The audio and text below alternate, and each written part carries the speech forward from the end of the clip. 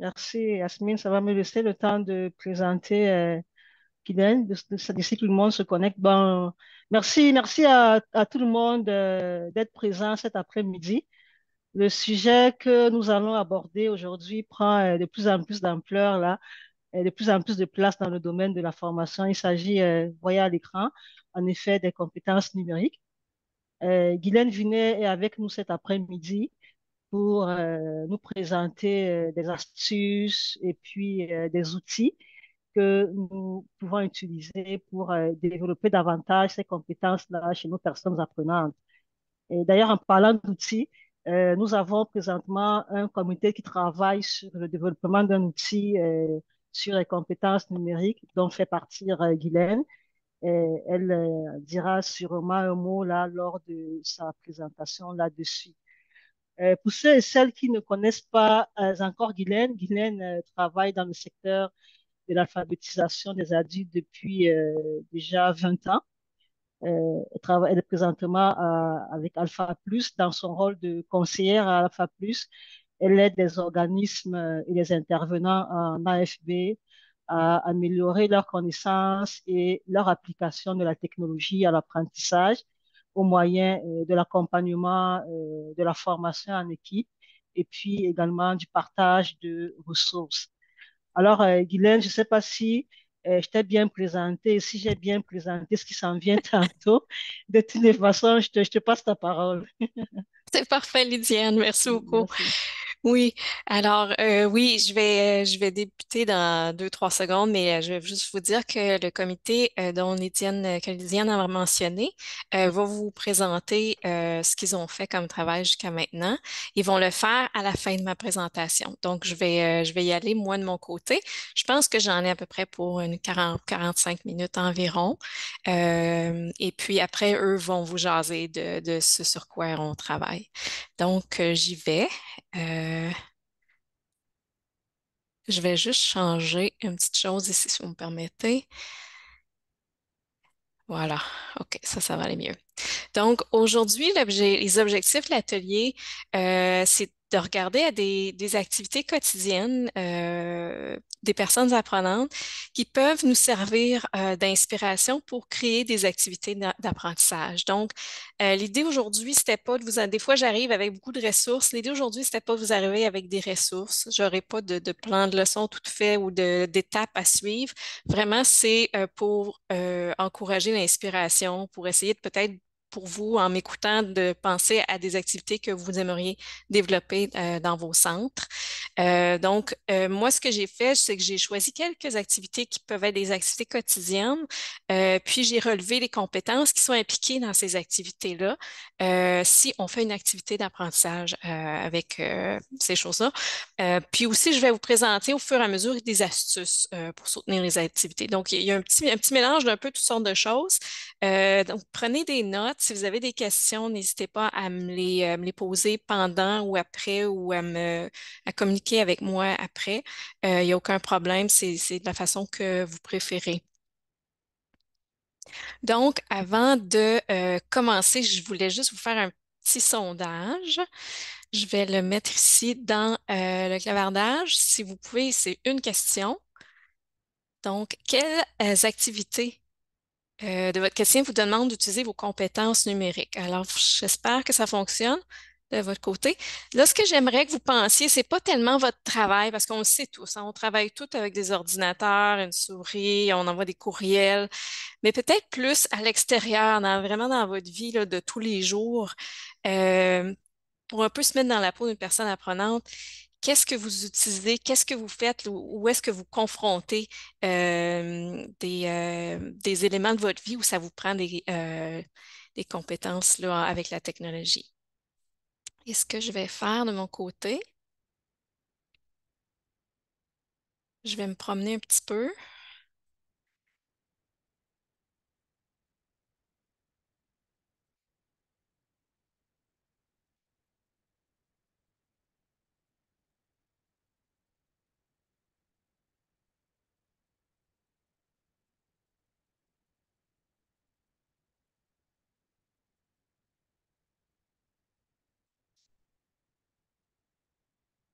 Est-ce que ça fonctionne avec le lien? Est-ce qu'on a le lien dans le chat? Oui? Non? On ne le voit pas, non? Non, Ah, OK. Christine dit que le lien marche pas pour elle. OK. Je réessaye. ça marche pas Ah pour... non, je sais. OK. C'est parce que je l'ai envoyé à Sylvie seulement. M'excuse, je me suis pas rendu compte que j'étais en message personnel. Toutes mes excuses. Donc,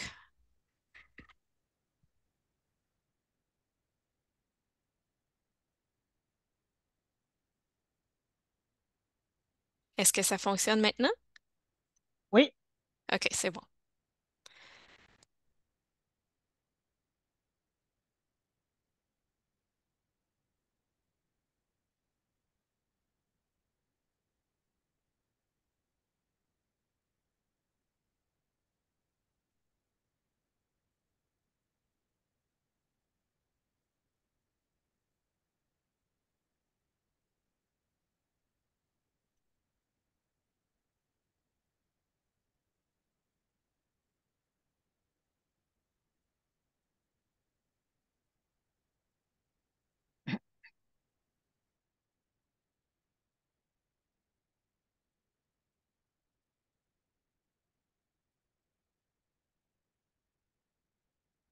Ouais, vous avez beaucoup d'idées. Oui, la banque revient souvent, hein?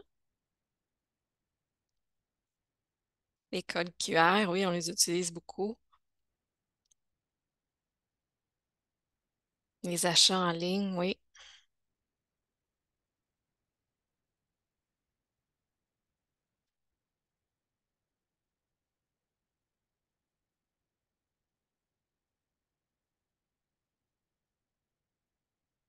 Je pense que c'est à peu près tout, hein? On est combien? 22. Ouais, les transactions, ça revient beaucoup. Déclarer les taxes, oui. Payer les factures. Excellent. Merci, merci. Donc, vous les voyez, je pense, à mon écran, là, les différentes, ce que chacun a suggéré. Donc, on le sent dans notre quotidien. Maintenant, euh, on peut utiliser la technologie pour faire des choses qui avant demandaient des habiletés plus papier, j'oserais dire. Mais maintenant, ça se fait, même avant, on pouvait utiliser un guichet automatique. Maintenant, ça se fait carrément sur notre téléphone, les transactions bancaires. Donc, il y a beaucoup de place dans nos vies où les compétences numériques ils prennent de plus en plus de place. Donc, je voulais juste nous mettre dans cette optique-là. Moi, ce dont je vais vous parler aujourd'hui, j'ai choisi quelques activités qui sont soit des activités quotidiennes déjà ou qui pourraient le devenir pour les personnes apprenantes. Et là, vous allez voir pourquoi je les ai choisies, celles-là, au fur et à mesure là, qu'on va en parler. Donc, j'ai choisi de lire des nouvelles en ligne. Je ne sais pas si vous, ça vous arrive sur vos téléphones. Moi, je le fais la plupart du temps sur l'ordinateur. Mais je vais me renseigner. La première chose que je vais faire le matin, c'est prendre 2 minutes pour regarder c'est quoi les dernières nouvelles. Utiliser la bibliothèque, probablement que les personnes apprenantes le font pas tant que ça. C'est compliqué, utiliser une bibliothèque, ça prend beaucoup d'étapes, mais je l'ai mis ici. Je vais vous en reparler plus tard parce que ça peut être une façon, si on aide les personnes apprenantes à apprivoiser la bibliothèque, il y a beaucoup de choses qu'elles peuvent obtenir. Donc, on va en reparler. La cartographie en ligne, Google Maps, quand on s'en va d'un point A à un point B, souvent on va l'ouvrir, voir s'il n'y a pas trop de trafic ou c'est quel chemin qu'on devrait prendre. Donc, c'est utilisé souvent. Probablement que les personnes apprenantes l'utilisent un peu ou pourraient l'utiliser davantage. Je vais aussi parler de faire un budget, une petite activité qu'on peut faire autour de faire un budget qui nécessite d'utiliser des outils là, de technologie. Donc, pour commencer, on va parler de lire des nouvelles en ligne. Euh, donc, ce que j'ai relevé, que ce soit sur un téléphone, sur une tablette ou un ordinateur, on va avoir besoin de compétences qui sont peut-être pas exactement les mêmes dépendamment de l'appareil, mais on va devoir utiliser un navigateur web, à moins qu'on les regarde là, dans une application précise. Que ça peut être sur Facebook, des fois, on va pouvoir lire les nouvelles ou sur une application de nouvelles précises, mais sinon, ça se peut qu'on se trouve sur un navigateur web. Donc, il faut comprendre comment ça fonctionne, naviguer des onglets, reconnaître des contenus publicitaires. Je veux pas quand on lit des nouvelles en ligne, il y a de la publicité qui prend un peu de place. Aussi, si on aide les personnes apprenantes, on peut leur montrer comment utiliser la synthèse vocale sur leur appareil mobile, utiliser le mode de lecture. Ça, je vais vous montrer c'est quoi dans une seconde, là. Donc, c'est une autre compétence qu'ils peuvent développer, exploiter leurs appareils pour que ça les aide, eux, à accéder à de l'information. Il y a d'autres compétences aussi en même temps. Si on va lire des nouvelles, c'est sûr qu'on va faire de la lecture. Puis aussi, on va apprendre à reconnaître des sources d'informations peut-être plus valides ou en tout cas explorer différentes sources d'informations puis reconnaître celles qui sont peut-être plus valides que d'autres. N'hésitez pas, je pense que je l'ai mentionné au début, mais n'hésitez pas si vous avez des questions, levez la main ou juste la poser. Donc, la première chose que j'ai ici, donc si on regarde, là ici j'ai un exemple sur un ordinateur, donc avec un navigateur. Donc, qu'est-ce que ça nécessite? Là, j'ai mes nouvelles. J'ai choisi ici Radio-Canada comme source de nouvelles. Donc, ça nécessite d'être capable de lire l'écran, de comprendre comment un navigateur fonctionne, reculer, avancer. Évidemment, c'est des compétences de base. Il y a des personnes apprenantes qui sont à l'aise avec ça, mais il y en a qui ne le sont pas. Là, ici, je voulais juste donner une petite astuce que même pour moi, naviguer des onglets, des fois, je me perds. Et les personnes apprenantes, ça peut être difficile. C'est que quand on clique, et je ne sais pas si je peux peut-être vous donner la source. Je ne l'ai pas. Non. Quand on clique sur un lien, si on ne veut pas quitter la page, si on veut regarder toutes nos nouvelles, disons ici ensemble, et ça peut aider la personne apprenante, d'avoir toujours sa page centrale, c'est que si on appuie sur contrôle sur notre clavier en même temps que sur le lien, automatiquement, ça va s'ouvrir dans un nouvel onglet. Et on peut comme ça faire contrôle et ouvrir plusieurs pages et là se pratiquer à passer d'un onglet à l'autre tout en gardant notre page principale. Donc, on ne perd pas notre centre, notre point de départ. Et puis là, on peut apprendre à naviguer d'un onglet à l'autre. Ça, c'est souvent une difficulté que j'ai remarquée. Donc, ça peut être une chose que dans le domaine de la lecture des nouvelles en ligne, on peut montrer aux personnes apprenantes. Aussi, si les personnes apprenantes utilisent leur appareil mobile, leur téléphone, ce qui est probablement souvent le cas parce que pour beaucoup de gens, le téléphone, c'est aussi l'ordinateur. Il n'y a pas d'autres appareils. Il y a sur les appareils mobiles des façons d'avoir du soutien pour la lecture. On peut lire puis en même temps entendre ce qui est lu. Donc ici, j'ai mis deux liens que vous pourrez regarder pour l'iPhone et l'iPad. Si on veut lire quelque chose, on le sélectionne avec notre doigt et en faisant ça, on a un menu qui apparaît. Dans les liens que je vous ai proposés ici, on explique comment s'assurer que la fonction énoncé est activée. Ça s'appelle énoncé sur l'iPhone. Sur Android, je me souviens plus. C'est peut-être prononcé. Donc, il faut l'activer avant. Mais avec les liens, vous pourrez le trouver. Vous pouvez aider la personne apprenante à activer ça sur son téléphone puis à montrer comment sélectionner du texte puis aller choisir l'option énoncé. Comme ça, c'est plus facile de lire des fois des articles qui sont peut-être au-delà de leur niveau de lecture, qui sont plus difficiles à lire, mais en ayant un appui audio, ça aide. Donc, ça, c'est pour sur appareil mobile. Sur ordinateur, il y a différents. Là, je l'ai mis pour 4 différents navigateurs sur la prochaine page. Il y a une façon d'enlever. Vous voyez à droite sur ma page ici, j'ai des annonces. Et ça peut, là, elle ne bouge pas parce que j'ai fait une capture d'écran, mais souvent les annonces vont bouger. Et ça peut être difficile pour garder l'attention. Et il y a moyen de s'en débarrasser. Ici, c'est un exemple dans Safari. Il y a où j'ai le petit cercle rouge en haut. Ça s'appelle le mode lecture. On clique là-dessus et ce qu'on obtient, c'est la page suivante. Voyez, il n'y a plus d'annonces. Il y a les images de l'article, mais il n'y a plus d'annonces. Et là, j'ai mis en lien, encore une fois, pour chacun euh, des navigateurs là, les plus courants, comment faire pour activer. Dans le cas de Safari, c'est toujours là, mais dans Firefox aussi, je pense que c'est toujours là. Dans le cas de Chrome puis Edge, il faut aller activer. C'est un petit peu plus compliqué pour être capable d'obtenir cette façon-là d'aller enlever les annonces pour vraiment se concentrer juste sur le texte. Donc, encore là, ça peut être une façon pour aider les personnes apprenantes à exploiter les outils qu'ils ont pour être capables de faire de la lecture en ligne. Maintenant, vous avez sûrement, vous faites de la formation, vous avez sûrement une banque d'activités, vous avez de la lecture et vous avez des plans de leçons, puis avec vos lectures, il y a des activités que vous avez élaborées au fil des années. Et là, si vous aidez les personnes apprenantes à suivre l'actualité, vous n'avez pas nécessairement un plan de leçons pour toutes les semaines arriver à faire des exercices sur une lecture qui est dans l'actualité.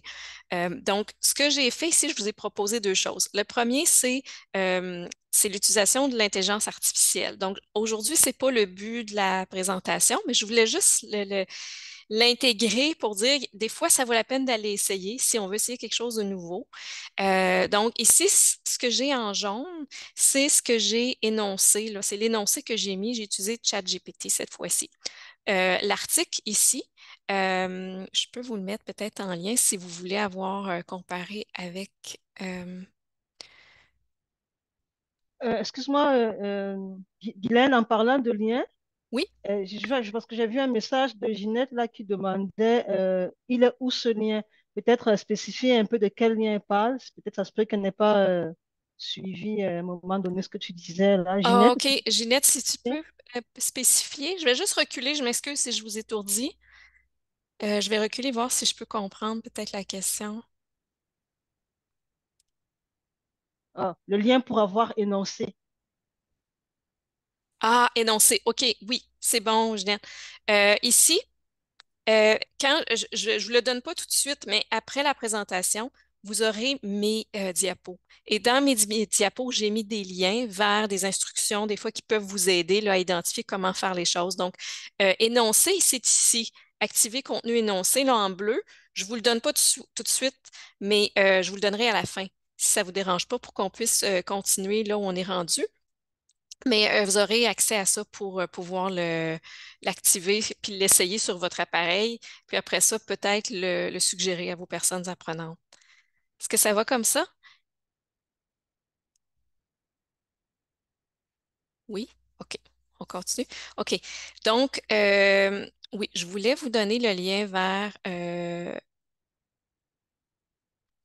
l'article là, que j'ai demandé, pour lequel j'ai demandé un résumé. Donc, ce que j'ai mis dans le chat GPT, c'est résume en 4 paragraphes et en langage clair l'article suivant. Donc, ça peut être une façon d'aider les personnes apprenantes quand on a un sujet d'actualité qui est plus difficile que le- l'article est très long. On peut montrer à la personne apprenante comment faire pour obtenir un résumé. Souvent, de mon expérience, de ma courte expérience, quand on indique à ChatGPT un lien, le résultat est bon. Si je lui disais de faire une recherche sur le vieillissement dans le milieu rural en Ontario, parfois l'intelligence artificielle va halluciner, va dire des choses qui ne sont pas vraies. Mais quand on donne un lien, on dit résume, de- jusqu'à maintenant, ce que j'ai vu, ça faisait du sens. Donc, ça peut être une façon d'aider les personnes apprenantes, puis vous, ça peut être une façon de vous sauver du temps si vous voulez faire un exercice sur ce petit texte-là. Là, vous avez un texte plus court, puis peut-être vous pouvez faire des exercices là, comme vous feriez avec vos plans de leçons habituels. Ce que vous pouvez aussi faire, là, dans ce cas-ci, j'ai réutilisé encore le même article et j'ai demandé créer 5 questions de compréhension de texte avec cet article. Donc, si pour vous, c'est une des choses que vous aimeriez faire avec la lecture, c'est de faire de la compréhension de texte avec les personnes apprenantes. ChatGPT peut peut-être vous donner un petit coup de main, accélérer un peu les choses, puis vous donner une série de questions Vous pouvez aussi inclure dans votre demande, créer 5 questions et donne-moi les réponses. Et vous pouvez vérifier, vous, après, là, voir si les réponses sont là, juste pour vous donner un corrigé en même temps. Donc, ça peut vous aider peut-être à utiliser du matériel qui est plus de l'actualité, puis faire des activités avec ça, peut-être de façon hebdomadaire ou quelque chose du genre. Donc, euh, la prochaine activité quotidienne, c'est pas vraiment quotidien, la prochaine activité qu'on peut faire comme citoyen et les personnes apprenantes sont inclus là-dedans, c'est utiliser la bibliothèque. Évidemment, la bibliothèque, c'est pas toujours facile. Il faut obtenir une carte d'emprunt. Il y a beaucoup d'éléments à comprendre dans une bibliothèque, mais il y a aussi beaucoup de services parce que les bibliothèques, elles sont tenues de servir leurs citoyens. Leurs collections devraient représenter leurs citoyens. En termes même de langue, si on a une proportion de francophones, d'anglophones, on devrait toujours avoir la proportion dans la collection dans les deux langues en bibliothèque en fonction de la population. Donc, c'est un endroit où toute la population devrait avoir accès. Et ce que je vous propose ici, c'est comme une façon de soutenir les personnes apprenantes tout en faisant des activités qui développent leurs compétences numériques et qui vont peut-être les aider à les amener vers la bibliothèque. Donc, ce que j'ai relevé là, dans ce que j'ai fait, qui pourrait être des compétences numériques développées en faisant une activité autour de l'utilisation de la bibliothèque, c'est encore une fois utiliser un navigateur web. Donc, une compétence très de base, naviguer des onglets, encore c'est assez de base, remplir un formulaire en ligne. Parfois, c'est comme ça qu'on obtient une carte d'emprunt. Il faut remplir le formulaire. Donc, ça peut faire partie de l'activité. Naviguer un catalogue, ça c'est un petit peu plus difficile, le catalogue de bibliothèque. Aussi se familiariser avec différents formats parce qu'à la bibliothèque, il y a moyen d'accéder à différents formats qui pourraient en fait aider les personnes apprenantes, mais se familiariser, ça peut être difficile. Donc, ça peut faire partie des compétences. Puis les autres compétences, ben, c'est certain qu'il y a toujours de la lecture dans ça. Il y a beaucoup, j'ai mis le vocabulaire, j'ai spécifié le vocabulaire ici parce que quand ça vient aux bibliothèques, il peut y avoir du vocabulaire plus spécifique là, qu'il faut comprendre.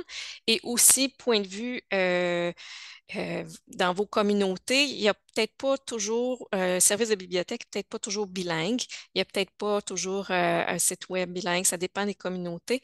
Donc, il peut y avoir le besoin de comprendre qu'est-ce qu'un terme est en anglais, qu'est-ce que ça veut dire en français pour être capable d'aller utiliser la bibliothèque. J'ai ajouté la communication orale parce que, surtout dans les bibliothèques plus grandes, ou dans les réseaux plus grands, il y a toujours un service d'aide au lecteur quand on va à la bibliothèque. Et ça peut être une façon pour la personne apprenante d'arriver et d'avoir fait sa petite recherche avant, d'arriver et de dire j'ai besoin d'aide pour trouver où se trouve ce livre-là. Donc, il y a de la communication orale qui est impliquée là-dedans. Il faut se souvenir encore une fois que ça se peut qu'il n'y ait pas de personnel bilingue, donc ça se peut qu'il y ait une difficulté supplémentaire. Donc, ce que j'ai ici, là, moi, j'ai pris comme exemple la bibliothèque de la ville d'Ottawa, mais ça pourrait être n'importe quelle localité, là. Donc, vous voyez, le site web est assez complexe, en fait. Il y a tantôt, on parlait d'onglets, ce que je vous ai montré, là, le truc avec contrôle. C'est le navigateur qui ouvre des nouveaux onglets. Mais il y a aussi ici, ce qu'on voit, les menus, là, c'est comme des onglets, mais à l'intérieur du site web. Donc, ça, aller naviguer ça, ça peut être une difficulté supplémentaire.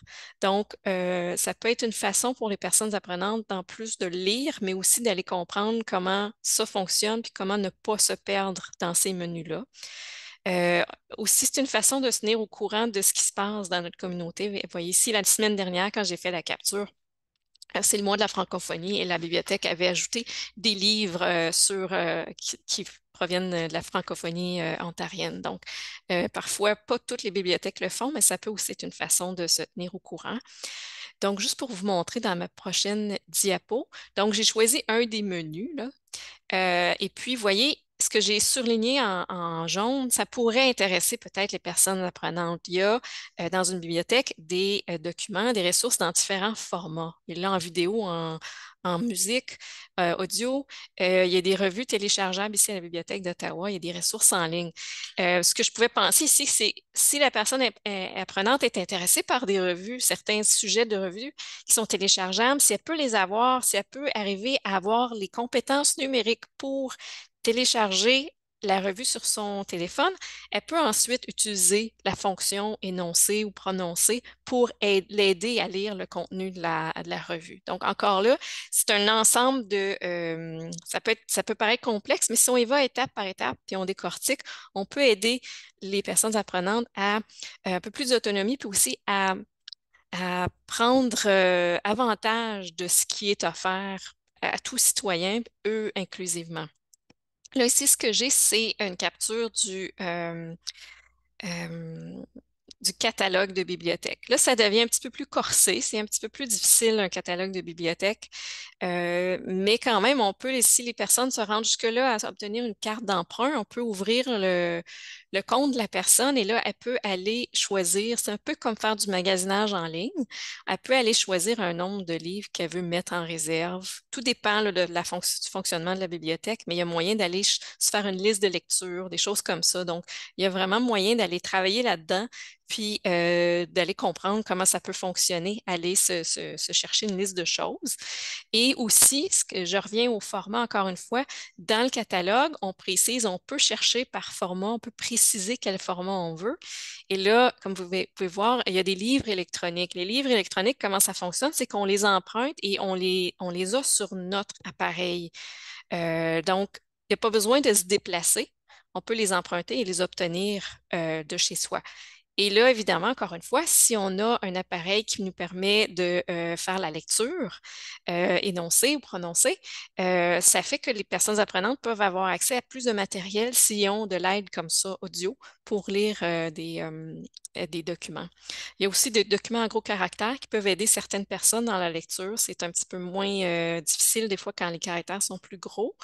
Et aussi, il y a des livres qui sont exclusivement audio, qui peuvent plaire à certaines personnes.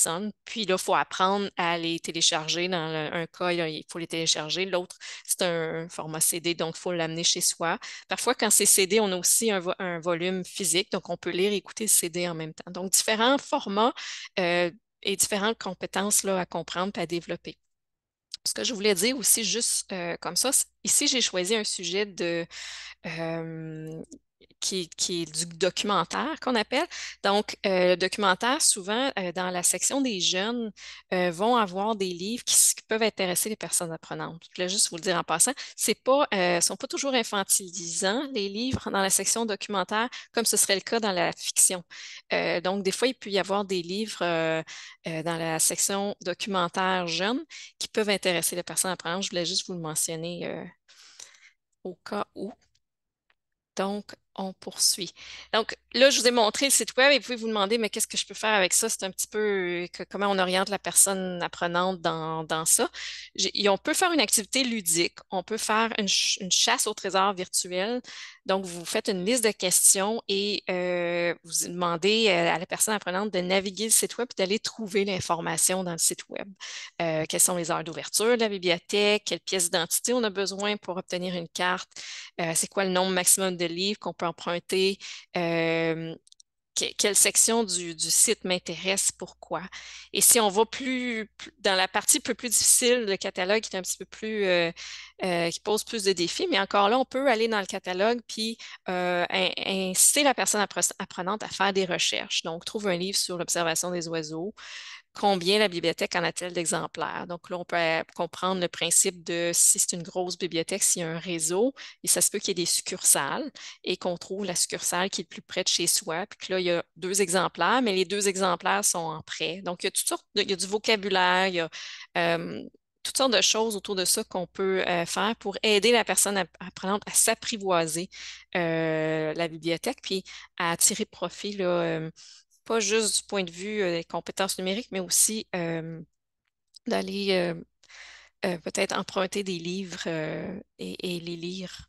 Ou ça peut être d'autres formats aussi, là, des films et des choses comme ça.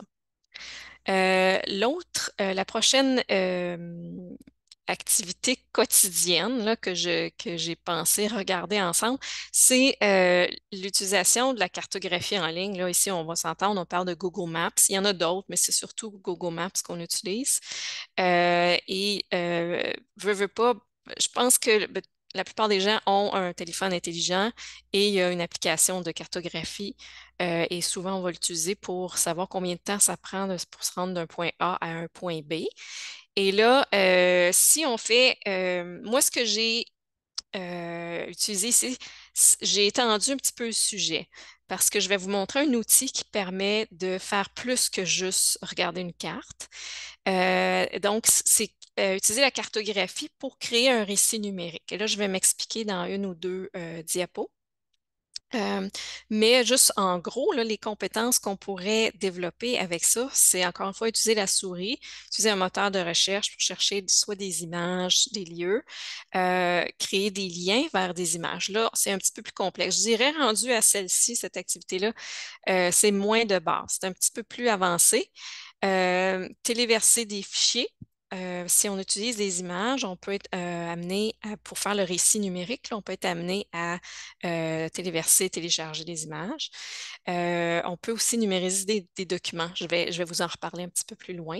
Et comme on se trouve dans une carte, on peut faire une activité de numératie, de maths, faire des activités de mesurer le temps et la distance et après ça, transposer ça dans la cartographie en ligne et là, voir le calcul se faire tout seul. Mais ça peut être intéressant de voir les deux.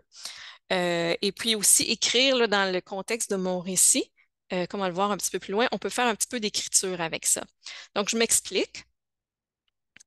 Euh, je vais revenir, j'ai interchangé deux diapos, donc je vais revenir en arrière après celle-ci. Donc, c'est quoi la cartographie en ligne? Google Maps, exactement, c'est quoi? C'est un outil qui permet d'afficher des cartes, de rechercher des lieux précis, d'obtenir un itinéraire et le temps requis pour faire cet itinéraire-là, de rechercher des trajets aussi en transport en commun à pied ou à vélo.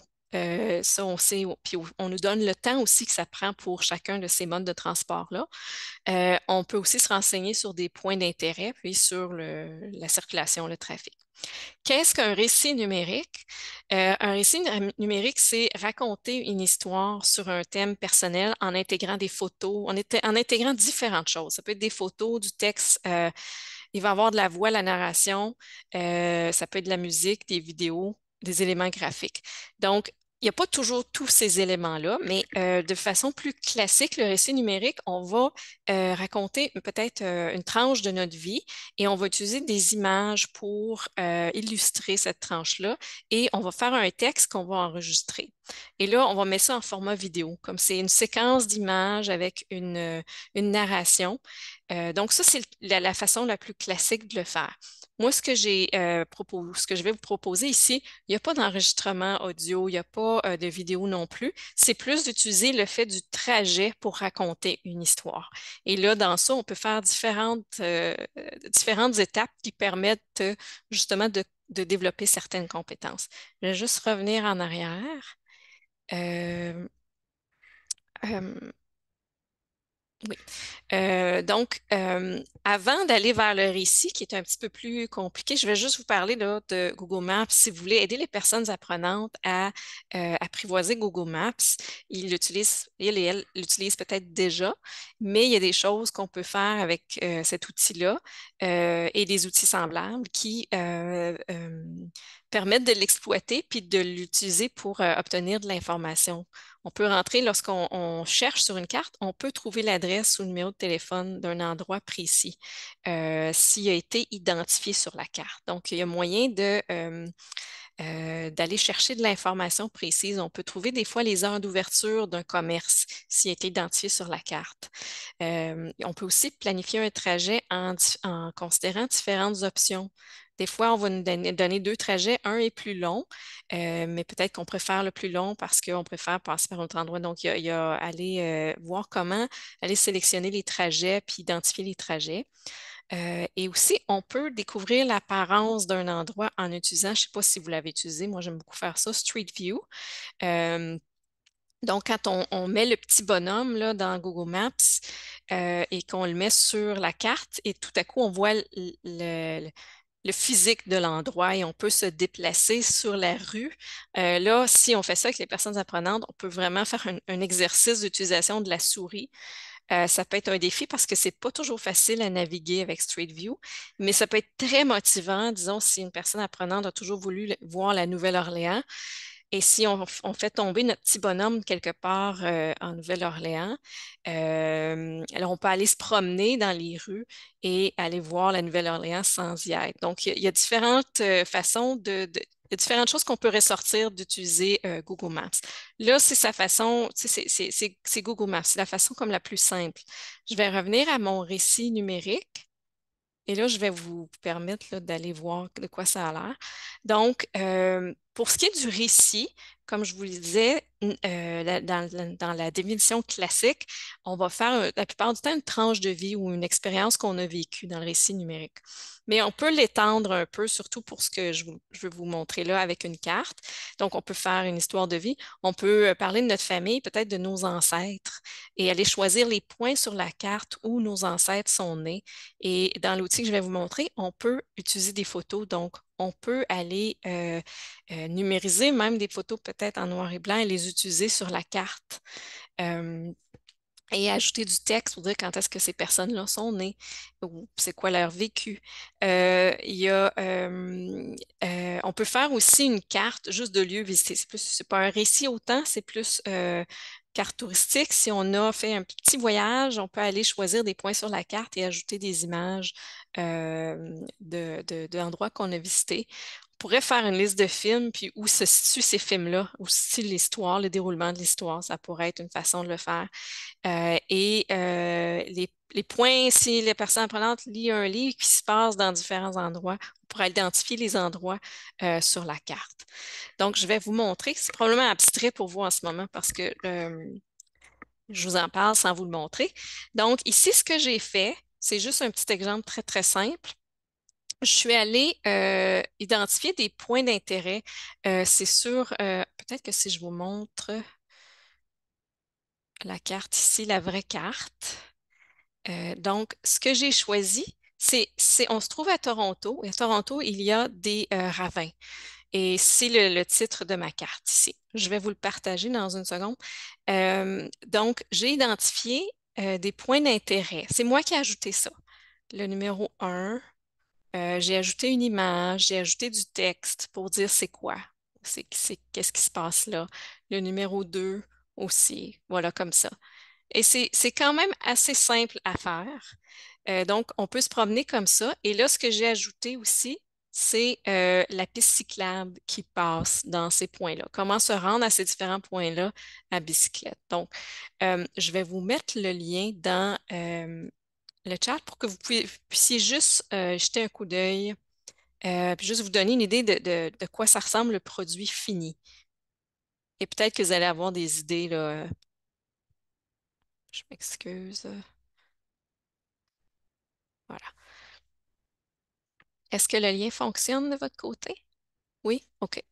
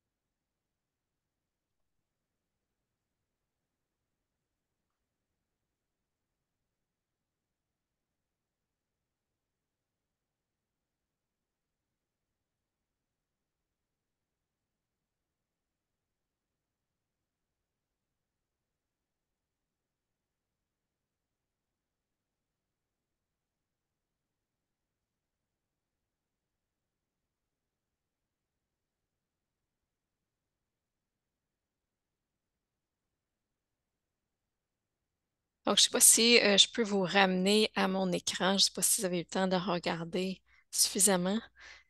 Je voulais juste vous montrer, je pense que j'ai un tout petit peu de temps, un peu comment ça fonctionne. Là, en ce moment, vous le regardez. Ce que j'ai fait, c'est que le lien que vous avez eu, c'est un lien de partage. Vous pouvez le regarder, mais vous ne pouvez pas aller ajouter des choses à ma carte. Euh, donc, c'est ça qui est intéressant, c'est que les personnes apprenantes peuvent créer quelque chose, après ça, le partager avec la famille, avec les autres personnes apprenantes. Mais je vais juste vous le montrer ici en mode édition, juste rapidement. Donc, c'est ce à quoi ça ressemble.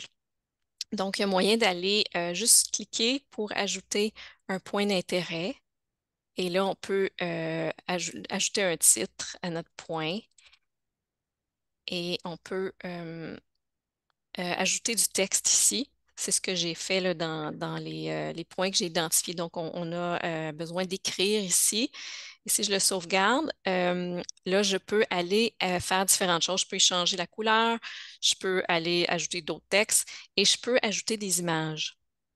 Donc, moi, ce que j'ai fait, les images que vous avez vues, je les ai trouvées en ligne. J'ai choisi des images qui n'avaient pas de droit d'auteur que je pouvais utiliser et je les ai ajoutées en collant le lien. Donc, j'ai juste été chercher le lien de l'image et je l'ai collé ici. Donc, c'est la façon la plus simple pour travailler avec les images, là.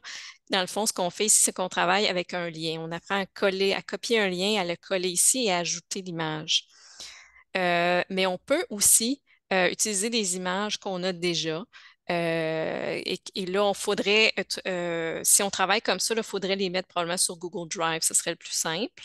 Puis aller les chercher sur notre Google Drive, puis les ajouter. Donc, si c'était des portraits de famille, on pourrait les numériser, s'assurer qu'on les met sur Google Drive. Il y a beaucoup d'étapes, là. Et puis après ça, téléverser pour les avoir ici.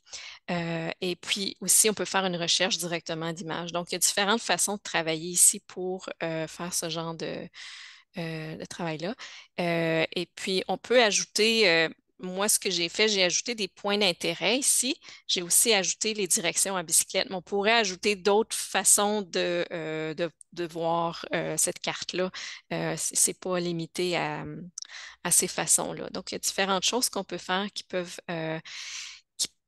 qui peuvent paraître difficiles, mais le fait d'avoir à travailler sur quelque chose de personnel peut être très motivant pour les personnes apprenantes.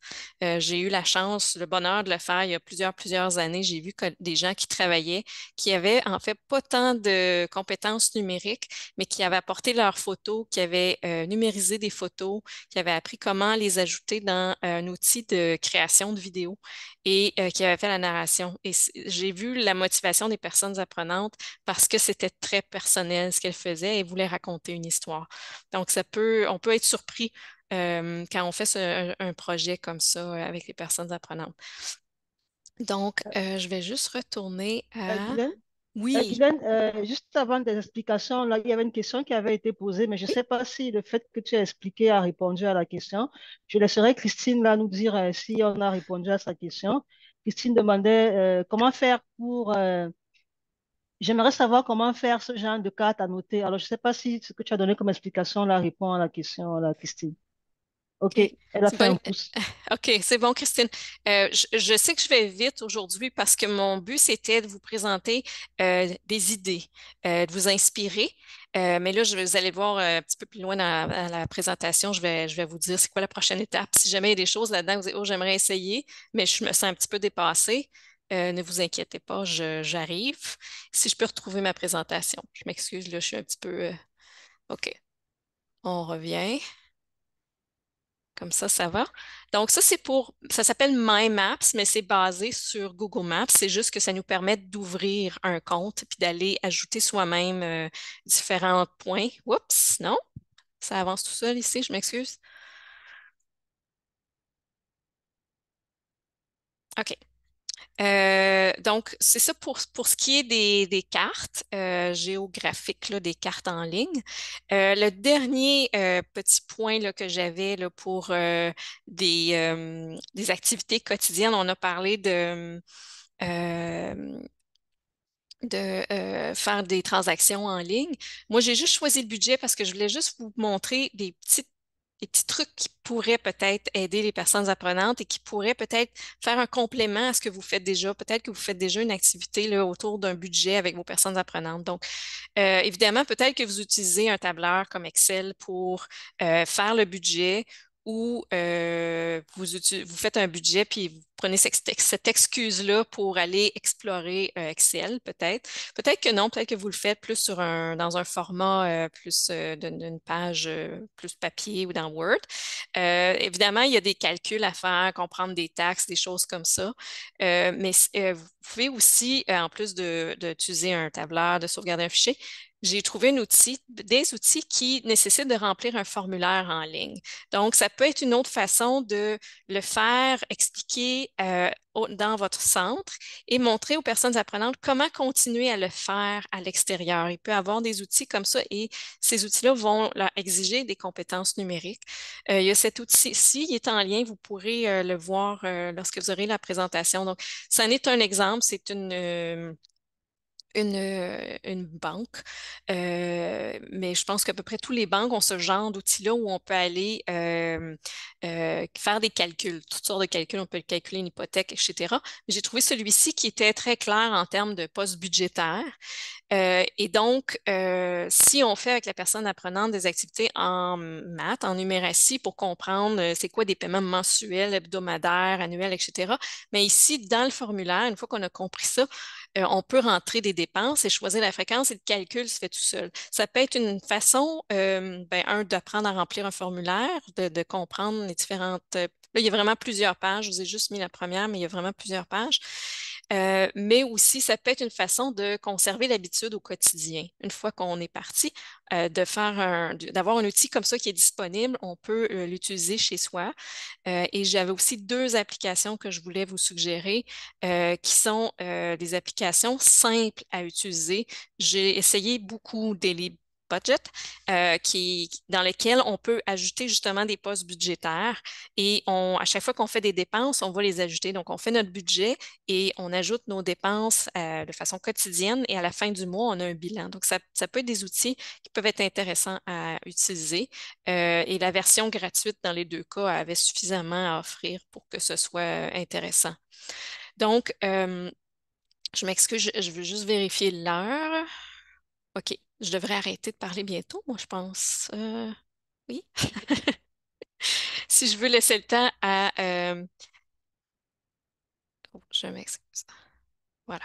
Donc, s'il y a des choses aujourd'hui que vous avez vues qui vous intéressent, et je suis consciente que je suis allée très vite, et on offre des services à Alpha Plus pour vous aider à mettre en place des nouveaux plans de leçons, d'essayer des choses.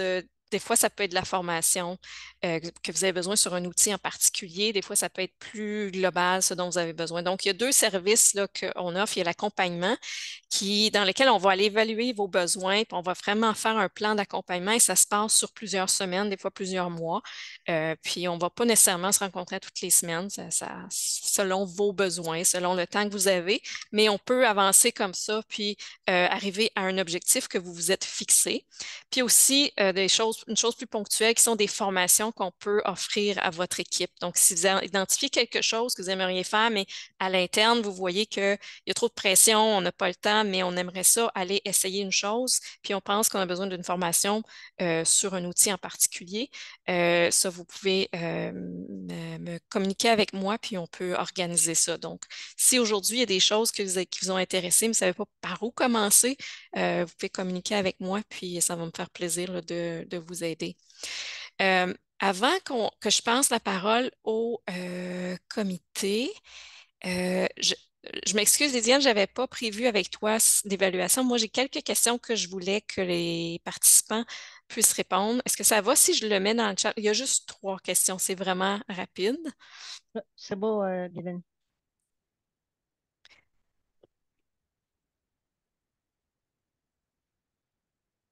Alors, je vous le donne ici. Si vous pouvez répondre à ceci. Oh, je pense qu'il ne fonctionnera pas parce que j'ai peut-être pas bien copié. Euh, est-ce que- Je pense que je ne l'ai pas bien copié. On va réessayer. Celui-ci. Il fonctionnait le premier, oui. Il fonctionnait? OK. Je ne sais pas pourquoi ils n'ont pas le même. J'espère que vous avez le bon formulaire. Laissez-moi vérifier. Oui, OK. Le premier, c'était bon. Oui. Les trois questions. Oui. Merci, Joanne.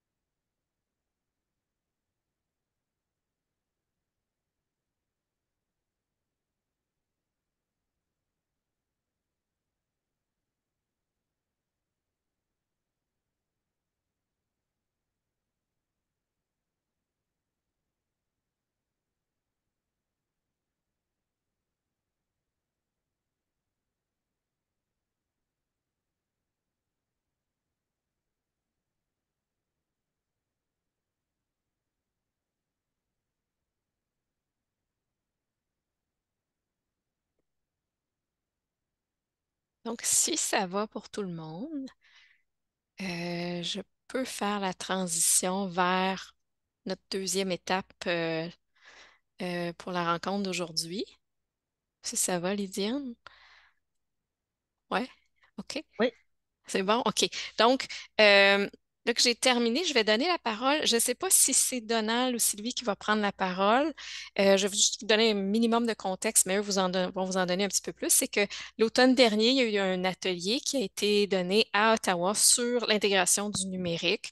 Et de cette rencontre-là, il y a deux comités qui ont continué, poursuivi le travail. Et il y en a un comité aujourd'hui qui travaille sur un outil d'évaluation qui veut vous parler. Donc, je ne sais pas qui va prendre la parole. Je Ben, pense que en fait, c'est Guylaine, je te Sylvie. Ah, remercie. Ouais, non, ça sera pas moi. OK, En fait, c'est ni Donald ni moi. Ça va être OK, Kautar Corte qui va prendre la parole et puis qui va parfait. vous partager un petit peu ça. Puis, on a suffisamment de temps, là, Guylaine. Donc, si s'il y en a qui ont des questions, on peut prendre quelques minutes pour répondre aux questions. Là, il OK, n'y a pas de OK, souci. Tu peux prendre ce temps-là également. OK, OK. Donc, poser la question. Est-ce qu'il y en a qui ont des questions qui aimeraient qu'elles soient répondues maintenant? Ou sinon, vous avez mon courriel ici, vous pouvez, ne vous gênez pas. Ça me fait toujours plaisir de vous lire. Euh, donc,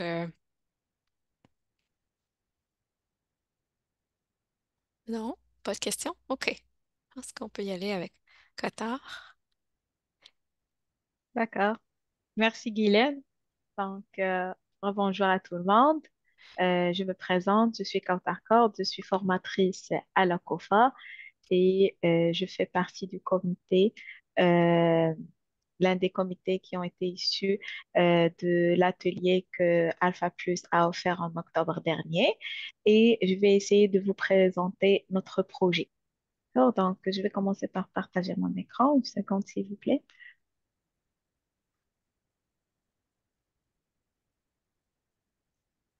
D'accord. Est-ce que c'est bon? Je vais le mettre peut-être en mode plein écran.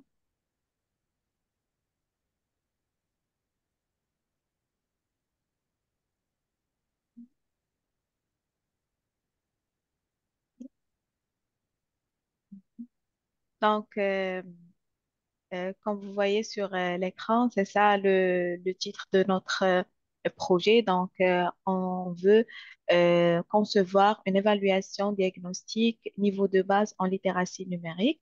Donc, vu les changements technologiques fréquents, les formateurs et formatrices ne peuvent pas être informés de tout, bien évidemment. Donc, ils ont tendance généralement à s'adapter à ces changements. Donc, nos apprenants ont de plus en plus de besoins en littératie numérique. Pour mieux cerner ces besoins, nous avons décidé de créer des outils d'évaluation diagnostique en littératie numérique de base. Donc, moi et tous les membres du comité, on a commencé premièrement par chercher quel genre d'outils on doit développer. Des outils qui sont bien précis et qui ne doivent pas être trop longs. euh, qui nous aideront aussi à avoir une image réelle des besoins des apprenants de bas niveau en informatique et jusqu'où doit-on aller avec ces outils-là. Donc, pour ce faire, notre groupe, je vais citer les noms des personnes qui font partie du comité. Donc, c'est le groupe est formé de Donald Burette, de Jacqueline Gauthier du Centre Fora, de Guylaine Vinet d'Alpha Plus, de Renelle Bélisle, de Doha Baklouti, Sylvie Gauthier et de moi. Nous sommes des membres de la COF. D'accord. Donc, une première ébauche a été déjà mise en place à la suite de nombreuses réflexions. Cette ébauche, c'est une série de questions qui nous aidera à, pardon, qui nous aidera à déterminer les besoins et les intérêts des apprenants. D'accord? Donc, comme j'ai dit, euh, pour la mise en contexte, donc notre projet découle de l'atelier sur le numérique offert par Alpha Plus en octobre dernier. On a vu que nos apprenants ont des besoins en littératie numérique. C'est pour cela que nous avons besoin d'outils d'évaluation diagnostique en littératie numérique de base.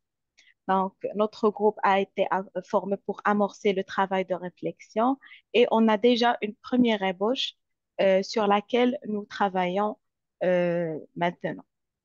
Donc, je vais vous parler maintenant des prochaines étapes. Donc, on va essayer de continuer le travail amorcé sur cette première ébauche et on va présenter l'évolution de notre projet lors du forum et essayer de recueillir vos commentaires et les commentaires de tous les participants en ce qui concerne euh, ce projet. Euh, Par la suite, on va développer l'outil d'évaluation et chercher un mode de livraison qui est convenable, soit une application, soit une entrevue, et aussi décider l'horaire ou bien la durée de, euh, de cette évaluation. Donc, généralement, c'était ça. Je ne sais pas si, si j'ai bien présenté. Et pour les autres membres, est-ce que vous avez des informations à ajouter? Euh, vous avez la parole. Donc, il y a d'autres personnes ici qui sont présentes et qui font partie du comité. Sinon, oui, sinon, euh, est-ce que vous avez des questions? Oui, Guylaine, tu- est-ce que tu veux parler? Non? C'était D'accord, un accident. Je m'excuse. c'est pas grave. D'accord. Est-ce que vous avez des questions jusqu'ici? Donc, c'était euh, bref pour, de, de notre part parce que on est encore dans la phase de la préparation et du développement de l'outil. On a voulu seulement vous présenter notre projet et de quoi il parle. Vous laissez aussi du temps de réflexion d'ici jusqu'au forum pour donner des commentaires, des suggestions, si vous avez des questions. Donc, c'est ça. S'il n'y a pas de questions pour l'instant, donc, oui, Donald, je passe la parole à Donald. Ouais. Bonjour, Qatar. Merci. Bonjour. Juste pour aider les gens à réfléchir, parce que il va y avoir un atelier au forum où on va parler beaucoup de compétences numériques et on va réfléchir sur comment développer les compétences numériques dans le réseau AFB. La question d'évaluation des besoins va être mentionnée. Puis cet outil-là, en fait, l'idée derrière cet outil-là, c'est un ébauche. Pour l'instant, on est à l'étape de réflexion, mais on veut lancer la réflexion de façon encore plus profonde au forum, puis vous présenter même des possibilités. Euh, Ce que je voudrais juste rajouter, c'est que l'idée de départ, l'idée ici, c'est d'avoir une espèce d'étape où on fait une évaluation diagnostique comme indicateur, c'est-à-dire Un peu comme Guylaine a parlé tantôt, c'est quoi le rapport avec le numérique? Un apprenant qui arrive, par exemple, dans vos services, comment il utilise le numérique? Ce serait un peu ce qu'on veut investiguer avec lui. Et quoi veut-il apprendre de nouveau? Donc, la première étape, c'est vraiment d'explorer c'est quoi son rapport avec les numériques, c'est quoi les compétences numériques qu'ils utilisent déjà, quel type d'utilisation il fait du numérique et pourquoi il vient nous voir, puis c'est quoi qu'il va apprendre de nouveau. Puis clarifier avec lui ce qu'il va apprendre. Des fois, ils le savent, des fois, ils ne le savent pas, mais on pourrait essayer d'approfondir ça. Donc, la première étape, c'est vraiment un échange avec la personne apprenante pour faire un diagnostic de ses besoins et de ses objectifs d'apprentissage avec nous. Puis ça, on veut quelque chose de très court. On veut que ce soit léger, convivial, dans le mode de conversation, d'échange avec un petit outil pour prendre ça en note. Donc, ça, c'est une première étape. Et à partir de ça, ben là, on pourrait voir est-ce qu'il y a vraiment quelque chose qui l'intéresse, qui est plus précis. Puis, par exemple, là, on pourra aussi voir est-ce qu'il y a des outils supplémentaires à développer. Si, par exemple, quelqu'un nous dit, ben moi, je veux explorer, par exemple, tout ce qui existe en termes d'application Google, ben après ça, c'est dire, est-ce qu'on veut avoir un petit outil qui fait une évaluation de ses compétences par rapport aux produits Google ou aux produits Microsoft Office ou à n'importe quel autre, l'intelligence artificielle, peu importe. L'idée, c'est de voir est-ce qu'il y a lieu d'avoir une deuxième étape d'évaluation qui va explorer les différentes possibilités d'apprentissage qu'il veut faire. Fait que on est là-dedans. Le monde numérique, c'est vaste, hein. Guylaine vous a donné un petit aperçu, c'est vaste. On ne peut pas avoir un outil d'évaluation qui évalue tout, puis on ne veut pas ça non plus. On veut quelque chose qui nous permette d'entrer en relation avec l'apprenante et l'apprenant pour comprendre c'est quoi qu'il fait déjà, c'est quoi qu'il veut apprendre, puis est-ce qu'on a besoin d'outils supplémentaires pour approfondir comment on va lui montrer ça. Fait qu'on est dans cette réflexion-là. Et ce qu'on voulait vous lancer aujourd'hui, c'est l'idée de vous dire qu'on était là-dedans, puis qu'il va y avoir un espace au forum pour partager des possibilités avec vous puis aussi prendre vos réflexions, vos commentaires, puis pour pouvoir continuer ce processus-là dans le réseau. Je ne devais pas parler, mais je ne peux pas m'arrêter. Je ne peux pas m'en empêcher. Non, pourquoi ne pas parler? C'est bien, merci beaucoup, Donald. Donc, Juste vous oui. dire que ce processus-là est assez complexe en soi. C'est pour ça c'est pour ça qu'on vous le présente aujourd'hui, qu'on veut vos idées, puis que ça va faire partie du forum aussi. OK, donc, est-ce qu'il y a quelqu'un qui veut ajouter quelque chose pour l'instant? Sylvie, Guylaine. Des questions? Donc, je repasse la parole peut-être à Lydienne. Ben, merci, merci Carta. Il n'y a pas de question. C'était assez clair. C'était bien expliqué, je pense. Donc, il n'y a pas de question. Ben, si tu me repasses la parole, ça veut dire qu'on est là pour clôturer en fait la communauté de partage. Merci à tout le monde d'avoir assisté à la communauté de partage. On vous enverra, Yasmine vous enverra la présentation de Guylaine. Et puis n'hésitez pas, comme Guylaine vous l'a dit, là, si vous avez des questions, vous pouvez toujours communiquer avec elle directement. On vous enverra également l'enregistrement et puis peut-être un sondage de juste 2 questions parce qu'on a rempli déjà un sondage là avec Guylaine là. Donc, on va peut-être vous envoyer un petit sondage de 2 questions. Là, le mercredi, je pense, c'est le 10 avril. C'est le 10 avril, la communauté de partage qu'on va avoir va porter sur les troubles d'apprentissage. Donc, avec nous, là, on aura Suzanne Bonneville qui est une consultante qui nous fera une petite présentation là, là-dessus. Alors, sur ce, je pense que la boucle est bouclée, comme on dit d'habitude. Et puis, bonne fin d'après-midi à tout le monde. Et merci encore une fois de plus d'avoir participé à cette communauté de partage.